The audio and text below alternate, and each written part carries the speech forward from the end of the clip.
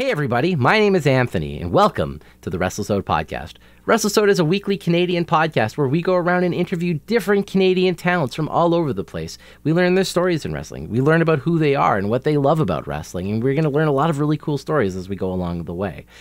Also, every Tuesday at 5 p.m. there will be a new Wrestlesode podcast right here on the Canadian Wrestling Archives, which is going to be very exciting. In fact, we record on Tuesdays as well. If you're watching this on March 22nd, we will be having another interview tonight over on Twitch at twitch.tv/Jupiter Vision. We will be interviewing one Dylan Stone, and that's going to be a really amazing conversation. But if you're not watching this now, that's totally fine. Today, we're going to be talking with Keishi Matsunaga. Now, Keishi and I, we go back a couple of years. He's a good friend of mine, and I was so excited to finally be able to actually sit down with him and talk about wrestling. There's some really cool stories that he has to tell. In fact, even an AEW wrestler may have come up with his name. You're going to have to watch this interview if you want to learn about that, so don't go anywhere. But before we do talk about that, we just want to say a thank you to today's sponsors. We have Backbreaker Media, we have RK Athletics, we have the Wrestling Rodeo, and of course we have the Canadian Wrestling Archive. We couldn't do this with without any of our great sponsors, so a big thank you to all of them. Now, just before we get into this interview with Keishi, because we're going to dive right in, I just want to apologize. I was sick when this was being filmed. I, of course, deadlines, you got to do it. Schedules, you got to do it. I apologize for my slightly nasally voice and the fact that I coughed a couple of times. I try to excuse myself, but, it happens from time to time. But that's okay. Anyways, let's get straight into the interview with Keishi Matsunaga. Let's not waste any more time. Let's go. All right, so the very first question, welcome, thank you for joining me back, by the way, for the return of Wrestlesode. I already can't speak, I'm just starting out, and I'm already making a mistake, but that's totally fine. Thank you for joining me here today, man. Of course. Now, I'm going to ask the question. I asked this specifically with Zoe Sager, because there's a lot of questions that always go around. How do you properly pronounce your name?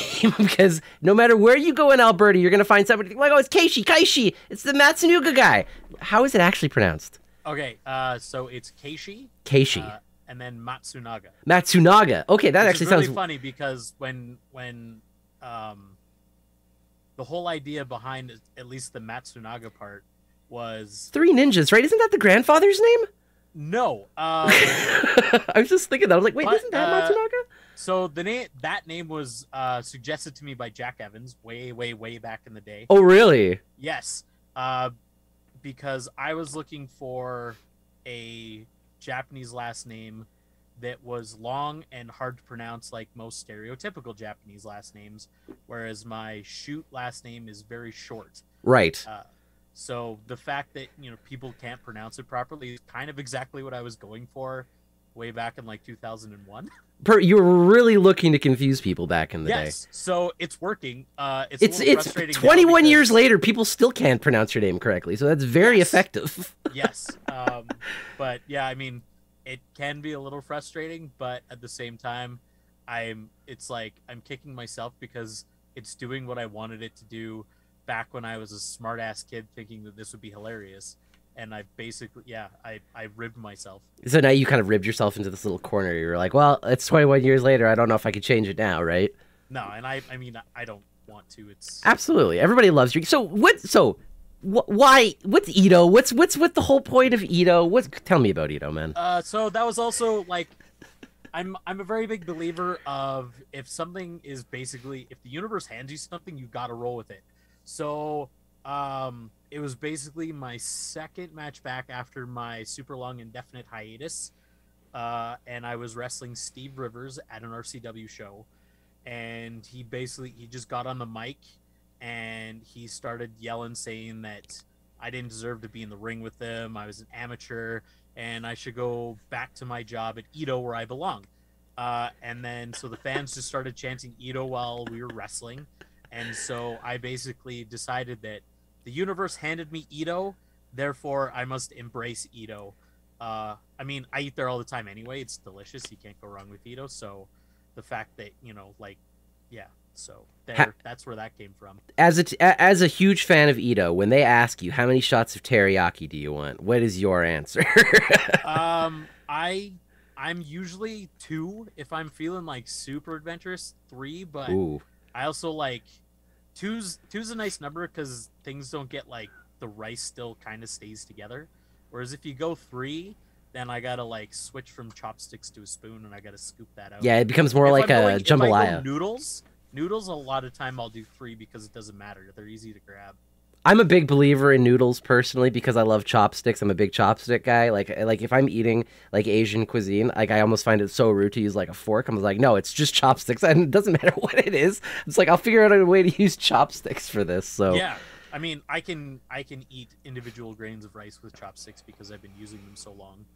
it's very nice. I didn't really know how to use chopsticks, but then Vancouver taught me a lot of things when I went to college, and I'm like, oh, hey, look, sushi's amazing. What was I doing? Yeah, Vancouver will most definitely. I mean, I've eaten soft serve ice cream with chopsticks, so why not, right? I mean, sure. If it's not too drippy, you might as well, right? Basically, it just means that if I need to eat, I can break off 2 sticks in the woods and I'll be good to go. All right, so let's go back a little bit in time here. So you said you've been trying to figure out wrestling here for like 20, 21 years. How did you get into it? What was your love? What made you want to get into wrestling? I've basically been watching it as long as I can remember. My dad, like, the earliest memory I have of wrestling was sometime between the ages of like 2 and 5, and my dad had it on TV, and I guess I was just sitting there watching TV with him, and he'd put wrestling on, and my most vivid memory was watching Ricky the Steamboat come to the ring, and he like blew fire, and that apparently just like blew my mind. So this is when he was the Dragon specifically. Yes. Okay. Yeah, so I think that was what, his second second run in WWE. So that I think that was post just like the WrestleMania 3. That was like closer to like 6-ish, 7-ish area times, I think. Yeah, like I think his WrestleMania match with Savage was the year I was born, so I had no idea what was going on then. I think that was WrestleMania 3. Yeah, so there kind of, yeah, by the time I was like cognitive to wrestling, yeah, he was the Dragon. He spat fire, it blew my mind, and then I got like hooked with like Hulk Hogan and the Ultimate War and all of that, like Savage, all of the like super crazy stuff. And I just kind of, I didn't watch it religiously because I was a child and I didn't understand how TV worked. Right. So it's kind of just like you watch your cartoons and then, oh, the cartoons are over, I guess I'm just gonna channel surf, which people don't do nowadays. And anytime I saw wrestling, I'd always stop and watch it. Yeah, so whenever I could find wrestling, I would watch it, and then once I figured out like how to operate a TV guide, then I would definitely watch it. In junior high school, once I figured out like what Monday Night Raw was and stuff like that, I would watch it religiously. I would like record it on a VHS tape and watch it back if I was busy. When the Monday Night Wars came, and we were fortunate enough up here in Canada, we would have like Raw would play first, and then Nitro would play right after, or vice versa. I can't remember, but I would just like record 4 hours of wrestling, and then I would either like, if I was home, I would watch it. If I had something else going on, I would record it and I would watch it the next day. And I would just recycle that tape every week and make sure that I caught Monday Night Raw and Nitro, and then obviously SmackDown and Thunder as those came and went and stuff like that. So I've basically been kind of trying to watch wrestling a better part of my life. That's amazing. So you actually were the kid who enjoyed both WWE and WCW. You weren't the one who was like, I'm going to choose a side and I'm only going to have loyalty to my company. You were like, I get 4 hours of wrestling. This is amazing. I'm going to watch both. I was like, 4 hours of wrestling. This is awesome. And then like SmackDown was like another hour or 2 hours. And I'm like, 5 hours. And then Thunder. I watched as much as I could whenever I could. I love it. I don't have allegiances to any one company. Even now, I watch as much as I can when I can. When you think back to your like quintessential wrestling storyline as a child, which is the one that comes to you? Because everybody seems to have a specific one. I think there are 2 that I remember like most vividly from when I was a kid. One, which was very short-lived, was Papa Shango Ultimate Warrior. Right, amazing. For like, goo coming out of all strange places. Actually being able to scare the Ultimate Warrior, which was like an impressive thing back in the day. Yeah, and like he was like spewing up green stuff and things, and like as a very impressionable child, I was like, what is happening? And the second one was like when Shawn Michaels threw Marty Jannetty through the barbershop window. Right, and just ended that. Like, I loved the Rockers, and when they broke up and he went, it destroyed me. And I like hated Shawn Michaels for the longest time because I'm like, why would you do that to Marty? Poor Marty. It's like he went through the window, then he lost that feud, and then what happened to Marty? Yeah. His career also got thrown through the barbershop window. Yeah, no kidding, right? So what made you go from the transition of going like, man, I really love watching this on TV to, man, I'm going to get in that ring and get my ass whooped. What's happening? What was that decision like? That decision was very serendipitous as well. So like I had a group of friends in junior high school that was all really into wrestling, and we'd wrestle on trampolines, or we'd goof around in kids' basements and stuff like that, and all kinds of stuff. And then I got to high school and I was in drama class, and a guy in my drama class, I think I did something wrestling related, or I was wearing a wrestling t-shirt or something, I don't remember. But once he figured out that I was a wrestling fan, he was just like, oh, you like wrestling? I like wrestling too. I'm like, oh, sweet. So we kind of got to know each other that way. And then in like November or December of that year, he was like, I found this wrestling school in Calgary. Do you want to go check it out? And I'm like, what? Because in my head, I'm like, I had no idea how to become a wrestler when I was, goofing around with my friends in junior high. I'm like, oh yeah, I want to be a wrestler. This is super fun. But I had no idea about wrestling schools or how one would get involved. And so when he kind of was just like, there's this wrestling school, do you want to go check it out? I'm like, yes, I do. So me and him, a gentleman, I don't know if anybody listening will know, but he would later become Pat Myers, brother of Randy Myers. Okay, well, I do know Randy Myers. I don't remember if I know Pat Myers specifically, but that might have been a little bit before your time. Anyway, right. So me, him, and this other guy that we went to school with, they were all wrestling fans. We went and checked out this. We went cruised downtown Calgary to a little place in the East Village called BJ's Gym. I was just about to ask if that was the gym because you had talked about yes, Jack Evans earlier. So yes, so we went and checked out a wrestling school for kids run by Ted Hart and TJ Wilson, also known as Tyson Kidd.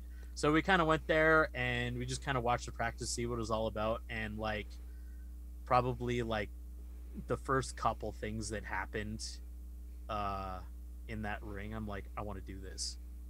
I want to do this so bad. And yeah, I was like, I think we checked it out in like December, and basically like the first, I want to say it was, I can't remember if the practices were Monday or Wednesday or Tuesday or Thursday, but basically like the first practice of like 2000, I was there, and it was amazing. So that's got to be really cool. So if you go back to that stage, because you've already said names that people recognize at this point, who else was at this, like in this training at this time? Let's see. As far as names of people, P. Wilson was there. Okay.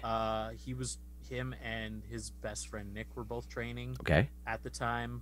I don't know if there's anybody else there at the time that people would know. If this would have even been prior to MRB and BVD training there, right? Yes, because this was 2000. Right, because I was like, I'm pretty sure for them it was later, like 2004 or something like that. It's my main memory pictures. So they were a little bit after me, and that was like that camp. I think the one that MRB and BVD and stuff went into.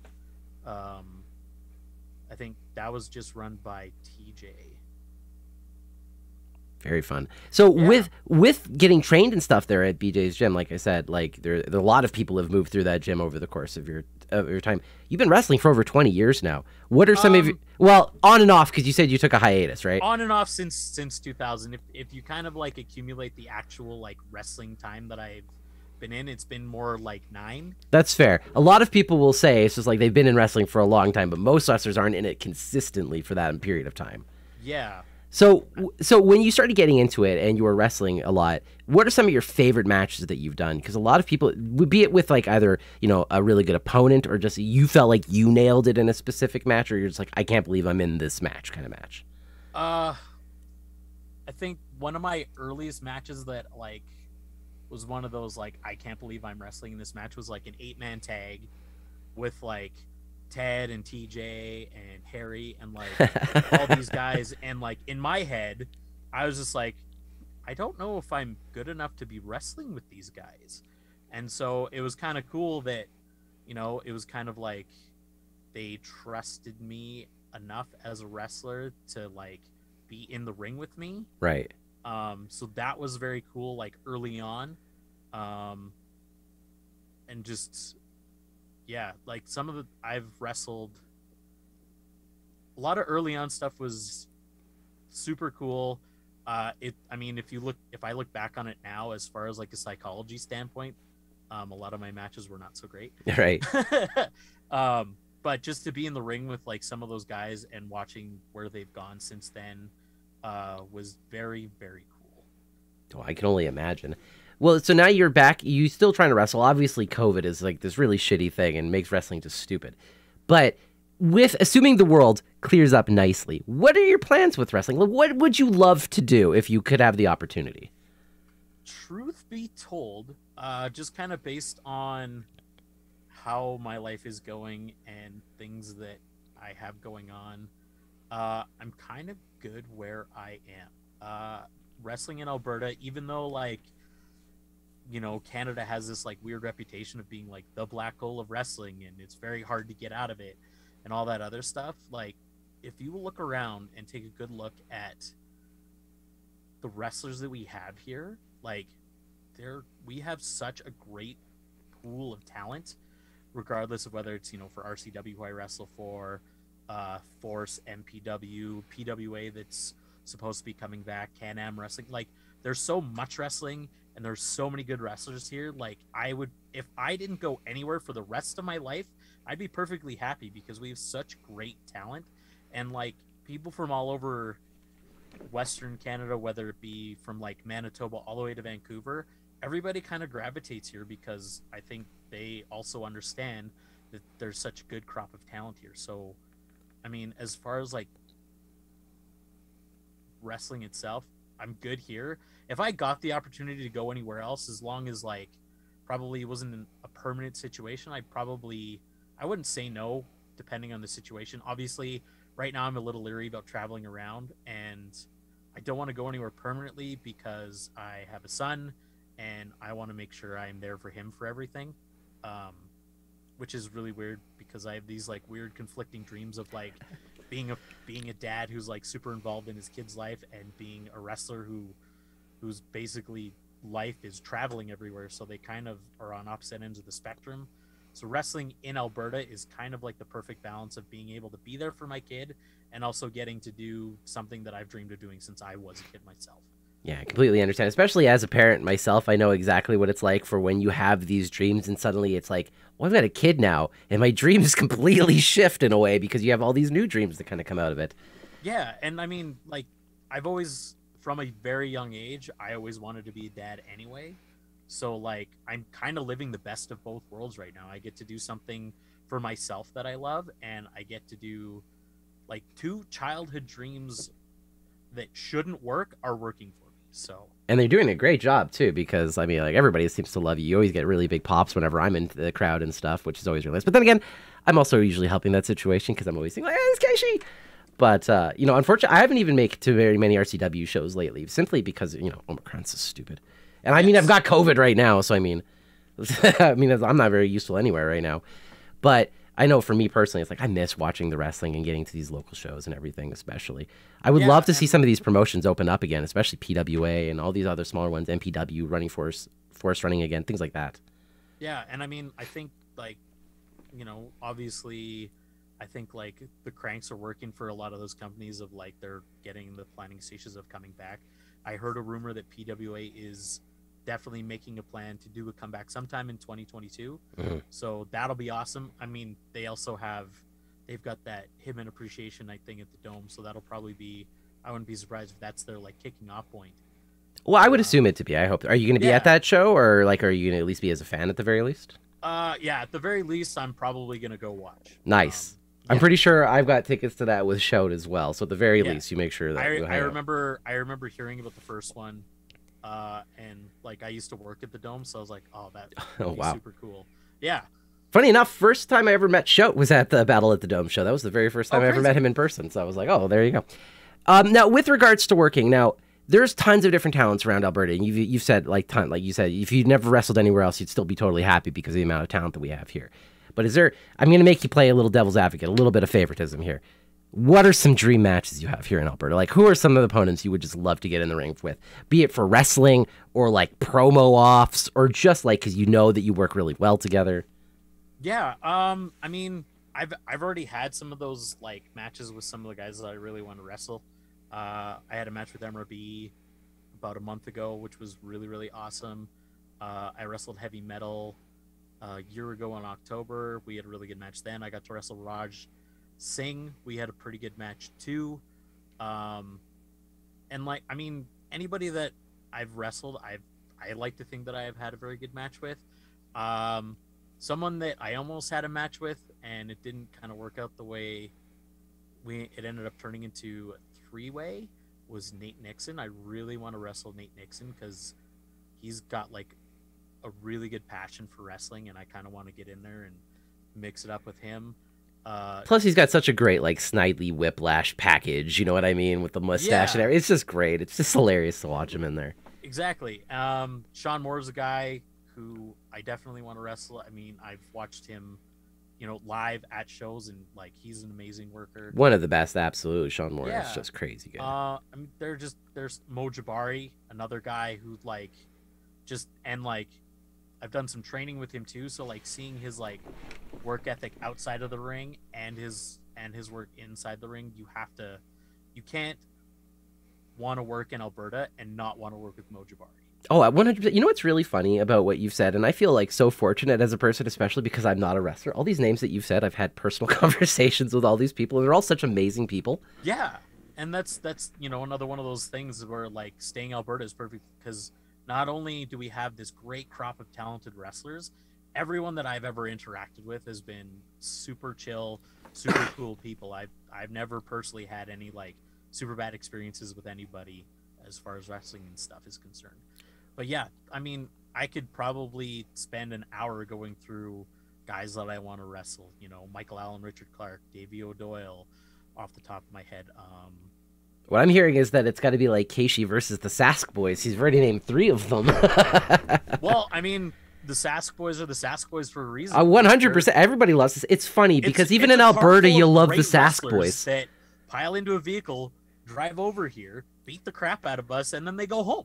Yeah. Well, I mean, they do it so well, though, so it's hard to be mad at them for it. You can't be mad at them because they do such a good job. What about match stipulation types? Like, has there ever been, like, a match you're like, oh, I would love to have that type of match. One day I got to figure it out. No. No. No. Like, I just like wrestling. In general, like, regular matches are fine. I've had tag matches. I've had multi-man matches. I did a little bit of like hardcore stuff. I had a fans bring the weapons match once, which is probably good enough for me. You're like, yeah, I'm fine with the blood. Death matches are not my wheelhouse whatsoever, which is so really you and Rick funny. Jules are like opposite spectrums on this one because he's like, I like comedy, but man, I just want to get ripped open in the ring. I was like, oh. Oh no, I love comedy matches. I love comedy matches. Like one of my dream opponents would be to wrestle Colt Cabana.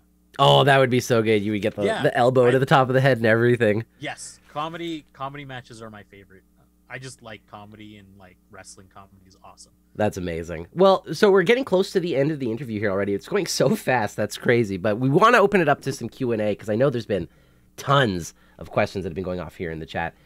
Would you be fire them off fast? Yeah, absolutely. Do you want to send me the messages over in let's take a look, see if I got them here.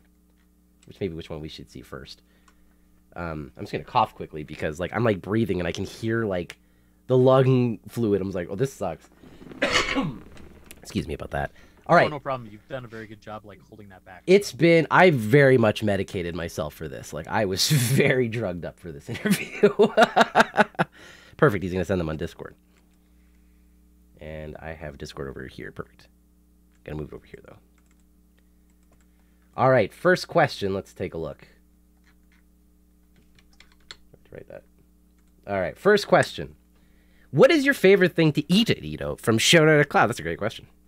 I usually get just like your regular I get the chicken and beef with rice. Nice. Yeah, that's usually my go-to. because you get the best of both worlds. For me, I think it goes straight beef on the noodles. Like, that's for me. And then I'm also like a 2-shot teriyaki kind of guy myself. Yeah, I mean, if I'm feeling like hungry, I'll get double meat, but usually I go with rice over noodles. Yeah, I feel like it's more hearty and more classic when you're eating the rice, but I don't know. But for me, it's just I like slurping. I'm a gross guy. What was the most difficult move you learned that excited you from JJ? I used to be able to do a 450 splash on Wow. the crash pad. And I think one time I did a shooting star press, and I never did it again. Terrified after seeing what Brock did, kind of a thing? No, I just, for some reason, I did it once, and it was awesome, and then for some reason I couldn't get... Well, for one, I was doing it off the second rope because it was at BG's gym, and if you stood on the top rope... You'd hit the roof. Your head was, like, touching the ceiling. Mm-hmm. So I could just never get, like, for some reason, I couldn't get the same, like, height rotation combination for it after that. So I did it once, and then never again. Those would probably be the two. Think you'd ever do a shooting star press again if, let's say, you had the access to that top rope?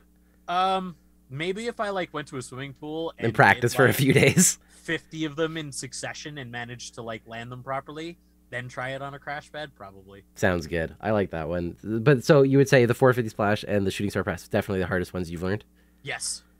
Perfect. What is one botch, yours or someone else, that you look back on and laugh? No injury botches, please, from Wrestling Rodeo. Yeah, I guess the one botch I had turned into an injury, so I guess I won't talk about that. I am in the Jupiter Vision Discord, so if you do want me to talk about that, you can ask there. I guess we'll go with the one that I've watched over and over again. That one time when what's his name? The Pagan Destroyer from Viking Rage tried to go over the top rope and he like bailed out backwards. Okay. I don't think I saw that one. What's it called? Thaddeus Archer III has it on his YouTube channel. Oh, there you go. Good plug for the Archer Report. Yeah, I'm pretty sure it made Botchamania, and I also heard Gallows and Anderson talk about it on Talking Shop. Wow. So, I got to watch this one. It has made the rounds. I'll find it and I'll send you the link. I'll even put it in your Discord too. But yeah, please. Basically, I can't remember who's in the middle of the ring, but it was Vince Austin, the Pagan Destroyer, and why can't I remember his name? Dante?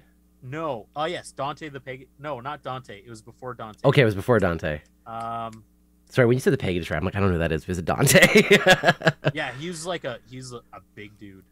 He went to PWA shortly after that. Oh, okay. So yeah, it was Vince, and it was like the original Viking Rage. So they each got up on three sides. Vince Austin. Why can't I remember? Oh, you talking about Andre? Yeah, Andre. Sorry, yes, I know what you're talking about. Where he goes over the rope and then he falls back. Yeah, and he goes right. Backwards. Oh, that's so funny. Yes, Andre the Giant. That's probably the one that I've watched the most. So I guess that would be my favorite. Now I know exactly what you're talking about because I'm like, oh wait, no, I know exactly what you're talking about because that was yes. Oh, I do have one that was a botch that didn't result in an injury. Sure. I was wrestling Teddy Hart at the Sutina Reserve, and he went to give me a tornado DDT onto a chair on the outside. Mm-hmm. And I didn't know what was happening, and I kind of just dropped him on the chair instead of taking the DDT. You're just like, it'll look better for me anyways. Yeah, that was like, I want to say that was like my fourth or fifth match in. I was so green, like as green as the wall beside me.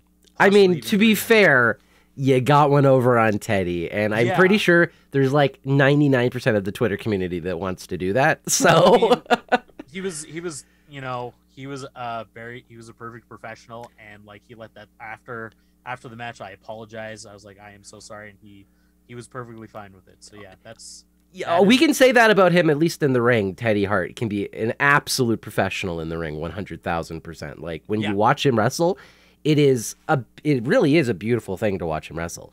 Yes. But then it's like the car crash that happens after the wrestling match that's really hard to watch when it comes to Teddy. I mean, you know, he's gone through a lot of stuff in his life, so like it's hard to kind of give him. No, for sure. No, for sure. Kind of understand why. Yeah. And I've never had any bad interactions with him. I've got nothing but respect for him. I mean, when he was there, he taught me how to wrestle. There you go. This was a bit, you're going to remember, of course, like this was a little bit like, what did you say? It was like 2000-ish around that time? I think it was in 2001. 2001, yeah. I didn't have my first match. He was still a really big prospect at that time, too. Like, he was doing great that's work. Why I say, like, you know, he taught me to wrestle when he was there. There was a lot of, he was kind of doing a lot of training and kind of getting ready for a possible WWF/E return at the time. Yeah. So, like, really, TJ was kind of running a lot of the practices, but awesome. Well, that's really great to hear. What about this one? Who is your favorite opponent that you've wrestled? No, I've asked you a couple in terms of like who are some of your favorites that you want to, but like when you go back, what was your match? Like that was the match of your career. I don't know. That's tough. We make it hard here, man. We ain't easy. It is like, and strangely enough, I have not had. If you kind of go back and look, I have not had a ton of matches. Probably my favorite match. I did a 3-way match with Pete Wilson and Johnny Devine. Nice. That sounds like a fun match. Anytime you get to wrestle Johnny Devine, it's amazing. He is so good. You just feel like you always learn. As soon as you step in the ring with him, you're already learning. You haven't even started yet. Yeah, absolutely. So yeah, I love wrestling. I love wrestling Devine. I always love wrestling Pete Wilson because we train together and we can do some like really, really cool stuff. That's so cool. What about this? If you could have a match with anyone in history, who would you choose? So I guess people would probably say like the people who aren't wrestling anymore. Ricky Steamboat for sure. That would be such a dream to kind of watch, to be honest. Like just to see him wrestle. When he wrestled again, what was it, like 2008 against Jericho or whatever year that was? Yes, so good. Insane. He did such a good job. Yeah. Man. Even at that age, I don't think I'll ever be as good of a wrestler as he was. Steamboat is a complete legend, 100%. Because when I go back to probably, and I know it might sound cliche, but I honestly think that my favorite match of all time is Steamboat versus Macho Man. Like it's such a fucking good match. Yeah. Like from start to end, I can see the match. It's so well built in my head that like I can see all those spots. Yeah, I watch that one all the time. Right? Oh man. What about this? Favorite male and female wrestler of all time? That was from Evil Penguin King. Last one was from Mitch. Easily favorite male wrestler of all time is Chris Jericho. Yeah, so good. Great choice. Yeah. I mean, like, when, back in the day when I was watching Nitro and he was doing the, like, whole whiny thing where he ripped up that ring announcer's suit and all that other stuff. He grabbed my attention from that day, and I've never stopped not like watching anything that he's done. Chris Jericho is clearly, in my opinion, he might be the greatest Canadian wrestler of all time. Like for me, it goes right up with him and Owen. Like I don't even put Brett in that category. It's Owen and Chris Jericho. I think if Owen had more, I would say, and I mean, as far as wrestling is concerned, best Canadian. Oh yeah. But like overall wrestling package is probably Jericho. And he's got that longevity in him. And I think the thing that made Jericho so good is that if you think of Jericho, depending on your generation, you think of a different version of Jericho, which is crazy. Yeah. And I've been fortunate enough to see like so many different generations of Jericho. What about a female wrestler? You know what? I mean, some people may think this is just like, I might be sucking up, but like Natty. No, she's a great choice. She's like, I mean, excuse me. I watched her start. I was around when she kind of got started in like early days when she was kind of thinking about it. And just to see her from then to when she got to the WWE and just clearly like how dedicated she was and how much of a grind she put through, and the fact that like she can wrestle literally anybody and have a good match. No, 100%. Like she's got the most matches of any WWE wrestler, right? Yeah, and like it's just like when people say like Bret Hart can have like a 5-star match with a broomstick. Natty is the female equivalent of being able to have a match with a broomstick. Oh, 100%. Sorry, I'm going to just take it 2 seconds. I coughed myself to tears. If you could go back in time to the territory days, what territory do you think you would be best suited for? Best suited for. I have no idea. I'm not entirely sure what all the territories were. I know obviously there was Calgary, there's Memphis. I think Florida had one too. I mean, I don't do anything as a wrestler that's super like outlandish, crazy, I could probably be okay just about anywhere. I do like the style of the Calgary wrestling. I mean, probably because I was, trained here. But yeah, I would like to believe that I could go anywhere and make it work, because that is kind of like how I've kind of formed myself as a wrestler, to kind of be able to. I'd like to try and be able to say that I can have a match with anybody. And I think that's like what I think everybody wants to be able to say, right? Especially as a wrestler, it's like you should be able to wrestle a broomstick and put it on a good match kind of thing. Yeah, and I mean, like, and I also like from like a flexibility standpoint, like I don't have necessarily a move set. I kind of will just be like, okay, well, if we'll do this, and I'll just kind of like pick and choose things. I'm not like dead set on having like very specific things aside from maybe 2 moves that I kind of made up that I like to have in a match, but for the most part, I try and be kind of fluid, and I prefer to kind of do things that will work with a good storytelling. Do you have like a favorite move that you love to do? As far as like, I mean, I came up with 2 moves on my own that surprisingly enough no one else has done. Okay. That I've seen that I could find. So those 2, yes. You gotta share them what they are now. You gotta tell people. Okay, so I made up a finisher way back in the day when I first started wrestling, which I kind of still use now. And then probably 5-6 months ago, I was like, I want a different finisher. So I was just kind of humming and hawing about it, and I was like, oh, that's interesting. So I kind of did a Google search on the internet. I couldn't find anything that, or at least as far as like evidence that anyone else has done. So I'm going to believe that I might be the first person to do it, but I'm like, I wouldn't be surprised if I went somewhere and someone else was doing that one too. Well, what do you call it, and what do you do exactly? So the first one that I made up way back in the day, I now call the tofu twist. Because, yes. So I kind of pick up a guy sideways, like I'm going to give him a follow-away slam. Right.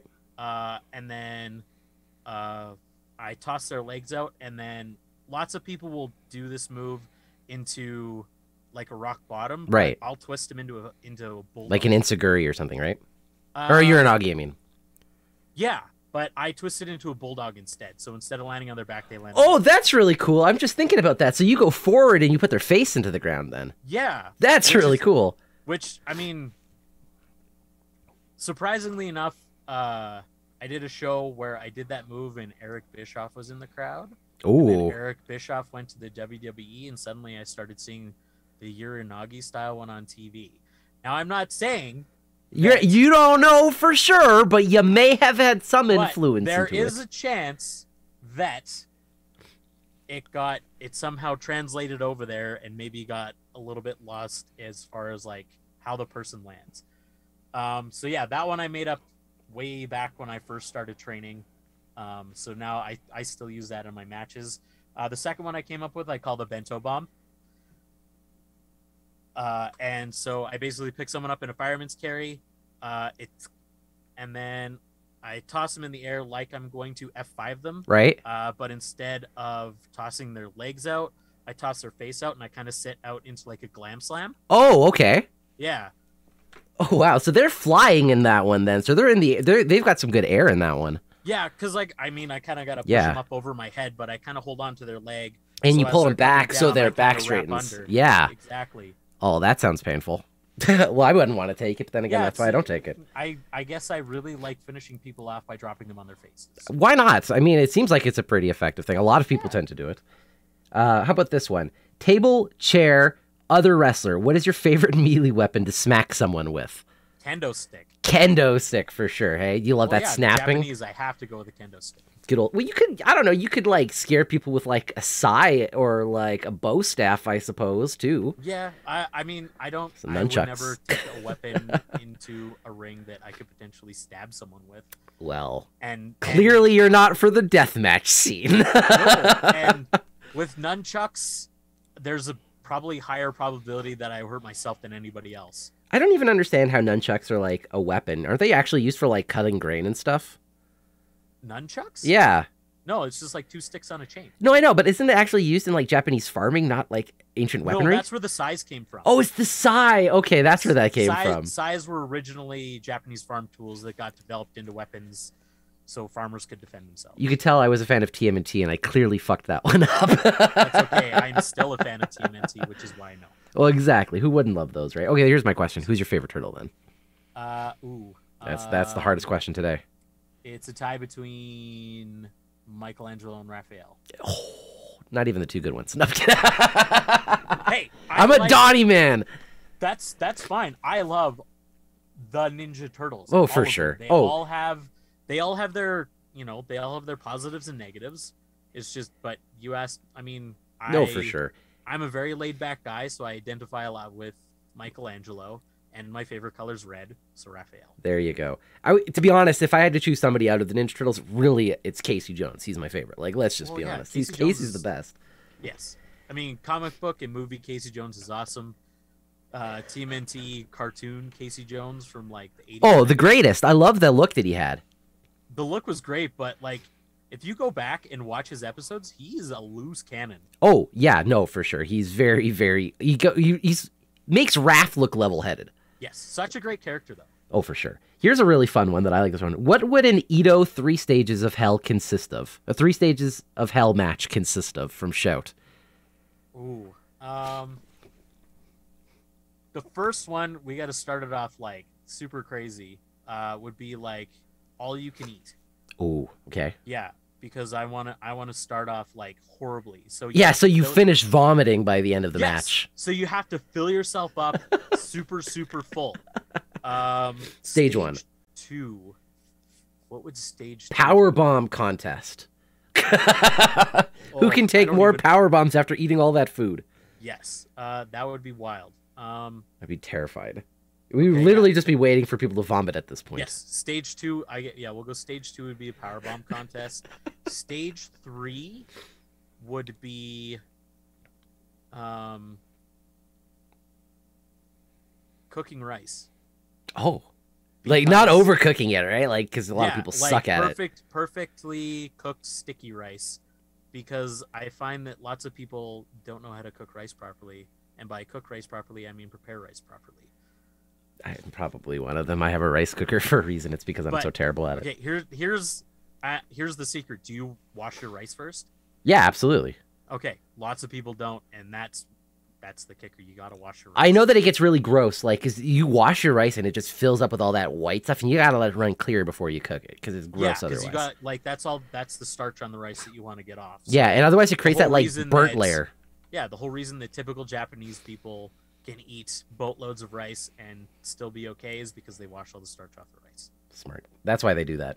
All right, final question here of the day. I like this one. What is your favorite comedy match from It's D? Favorite comedy match, and I know this off the top of my head, is Colt Cabana versus Orange Cassidy.